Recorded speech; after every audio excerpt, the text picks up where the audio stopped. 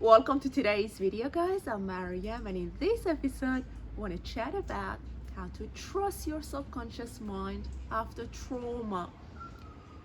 You see, guys, this is about honoring that inner voice that tells you don't talk to this person, that tells you don't engage with this person, hey, watch out, back off, not now, do something else. Or perhaps you get all these funny feelings towards somebody, right?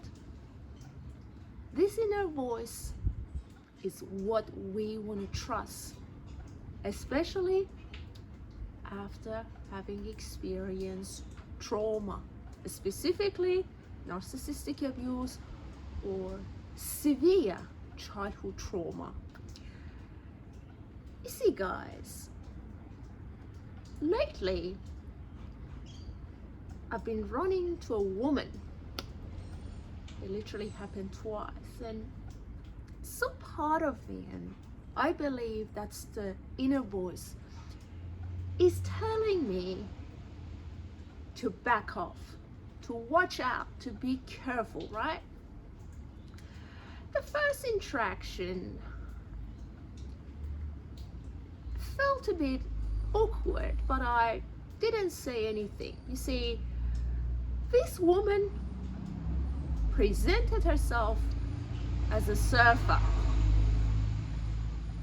She said to me that she surfs, and I asked her, what kind of board do you ride? I surf, so I'm interested in finding out what people are riding, doing, so it just kind of is fascinating to me.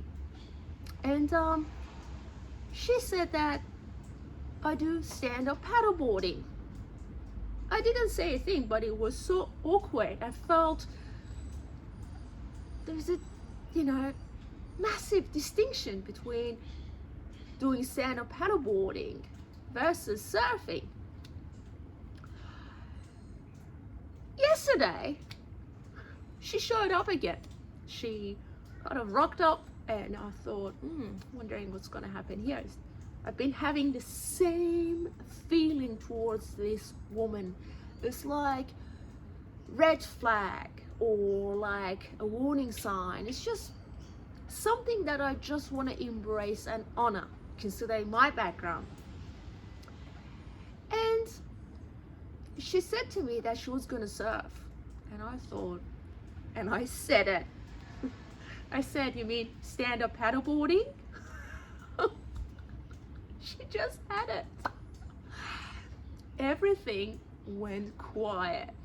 What I said literally was pronounced by me so naturally. And I think it was like a form of boundary setting. It was like, hang on a minute, your cognitive dissonance cannot become reality distortion in my ground, right? Because what is cognitive dissonance? It's when people are having a hard time between who they are and what their reality is. I mean, who they are as their perception of who they are. So if deep down she believes that she's a surfer and the reality is that she does stand-up paddleboarding, there's a clash, right? And that is cognitive dissonance. Now, when she brings that cognitive dissonance, let's say, to me, then that is called distorting other people's reality. I'm not gonna let that happen, considering my journey, my healing work, who I've become. So straight away, I set healthy boundaries. I literally understood why some part of me doesn't get along with her. It's that cognitive dissonance, that reality distortion. And if I buy into that version of reality, what I'm saying yes to is subtle gaslighting. So you see, guys, you literally don't need to hang out with people for too long to find out what's going on. You don't need to become someone's closest friend to then find out that They've been gaslighting all along. So pay attention to subtle signs. That inner voice is your friend. That inner voice wants to protect you. That inner voice